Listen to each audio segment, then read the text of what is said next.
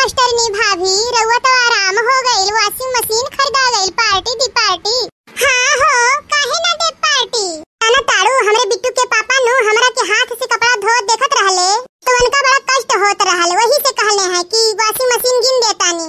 बहुत न मानेला ना, तोहरा के तहार मर्द ना मानेला का हो।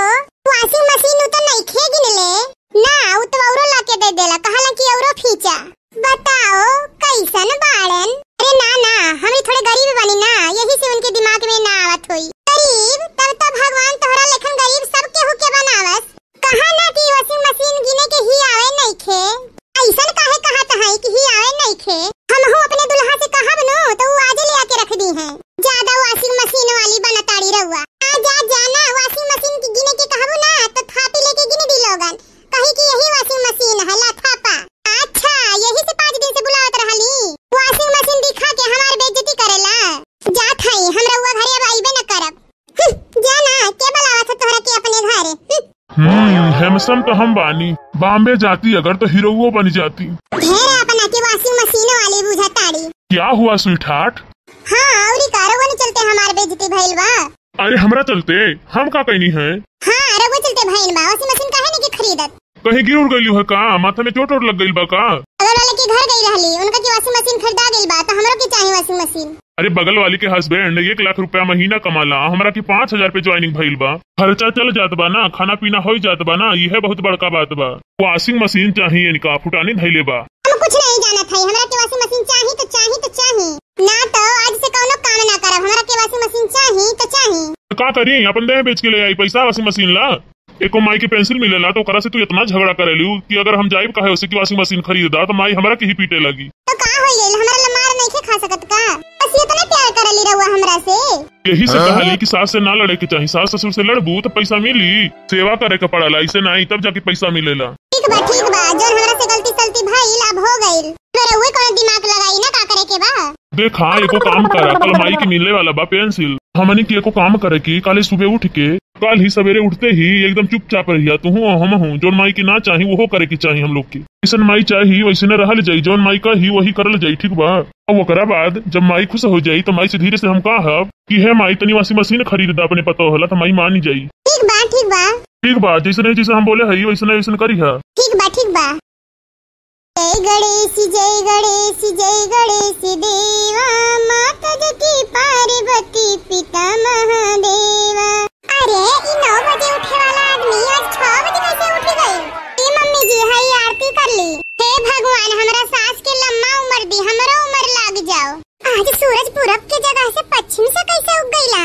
दिन भर लड़े वाली पतो हमरा उम्र खातिर लंबा प्रार्थना करत हई। अरे दादा, हमरा की दा, माई आरती ले ली, तू गोड़ दाबा, माई की सेवा करल जाला। मम्मी जी, हम रउआ से लड़ा तानी तो ई ना समझी कि हम आपके मानली नहीं, आपके बहुत मानेला। हम जितना बोला तानी ना ऊपर से ही सब बोला तानी, हमरा के अंदर बहुत प्यार भरल बा। अरे वाह, अब तो हमार भाग्य खुल गइल। हे भगवान, राउर के धन्यवाद बा कि हमरा बेटा पतो के सद्बुद्धि आ गइल। आ माई, हाँ बेचारी बहुत आज्ञाकारी पतो हो गइल बा। हे जा, माई के नहान धोन करा दा, जा माई जाके तैयार हो जा नहा धो की। चली मम्मी जी चली। जो माई जो मैये की सेवा में नू स्वर्ग बा। माँ, आज तोहर पतो हो कैसन खाना बनौले रहली है? आज तो खाना बड़ा अच्छा बनौले रहली है। आज तो बुझाइले नहीं कि हमरे घरवा में का हो गइल बा। आज तो सब अच्छा होला।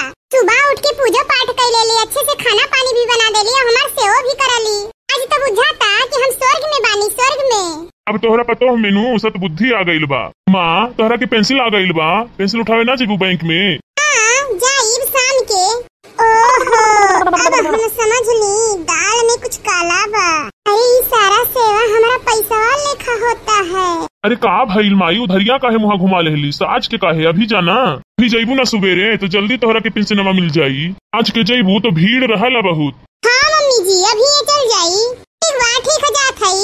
ठीक बा बेटा, जा पासबुक ले आ। अरे पासबुकवा हम ले हई माई, चला हम तोहरा के छोड़ देत हई। नहीं बेटा, रहा हम अकेले चली जाई। ठीक बा, हम जात हई। जी सुनी ना, मम्मी जी तो अभी तक औली ना। अरे बैंक में सुबह के टाइम भीड़ बहुत ज्यादा रहेला, वो तो हम झूठ बोल दे ले रहली कि पैसा जल्दी आ जाए। चाची जी, काम मास्टर भाभी काहे ले आइल बानी? हम तोहरा से मिले नहीं आइल बानी, चाची जी से मिले आइल बानी। उनका के वॉशिंग मशीन दिखावे के बा। अब उनको के अपने घर ले जाके वॉशिंग मशीन दिखा के बेइज्जती करब का? अरे ऐसे काहे बोला तानू? आई आई मास्टरनी आई बैठी माई आवतिया। अबुआ जी चाची जी कहाँ गइल बानी? अरे माई गइल बिया पेंसिल उठावे औते होई। हमरो घरे आवता वाशिंग मशीन ऑटोमेटिक वाला। चाची का वाशिंग मशीन खरीदाता? ढेर वाशिंग मशीन वाली ना बनत रहलू। आ जाइम देखे, बस आ जाएगी हमरा सास के। माई आ गइल माई। अरे आवा माई आवा बैठा। गोड़ लगतानी चाची जी। खुश रहो। कब आईनी है? अभी आईली है चाची जी। वो पेंसिल उठाए गई रहली का?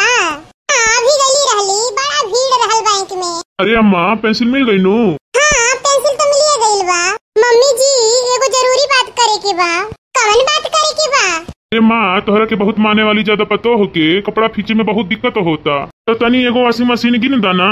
अच्छा वाशिंग मशीन ला खरीदे ला पैसा कहाँ से आई? अरे अभी तो पेंसिल मिलल है ना माँ तुहार। अरे बबुआ वो तो पेंसिल हम उठौनी ना तो बबनी के मनी ऑर्डर कर देली। बैंक से 2 साल हो गई रहा ओकर कपड़ा भेजे के। का? अरे ई का कहा तानी? हां तो करे के हो गई रहा 2 साल कपड़ा भेजे तो करा लेना भेजी का? तब तो उठा के घर ही में खर्चा करी लेना। 2 साल पे तो करा के भेजे हई। हमार देखा देखी वाशिंग मशीन गिने चल रहलू नु। अब के बस के बात बा का वाशिंग मशीन गिनल? आइल वाली बड़ा वाशिंग मशीन गिने तो वो चलते बेइज्जती हो गई हमार। कितना निर्दयी सास बानी रहुआ। सवेरे से उठ के संस्कारी बहू बनतानी अमनी ऑर्डर कर देरी बेटी के। हाँ औरी का ऐसन माई होला?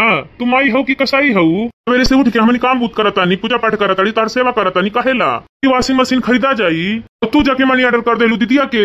हमार तो किस्मत फूटल रहल कि ई घर में बियाह भइल हमार। अच्छा तो तू लोग लालच में हमार सेवा करत रहला नु।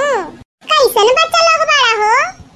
अरे बाप महतारी पैसा दी तब सेवा करबा लोग। बाप महतारी पैसा ना दी तो सेवा ना करबा लोग। अरे बबुआ बाप महतारी तो स्वार्थ देख के ना बच्चा के पल्ले रहले, लेकिन बाल बच्चा स्वार्थ देख के बाप महतारी का सेवा करत है।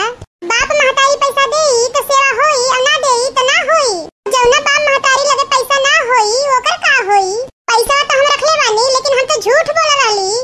तोहरा सबके असली चेहरा देखेला तो जनते रहली है कि सियरा उहे बा सिर्फ पूछ रंगौले बा।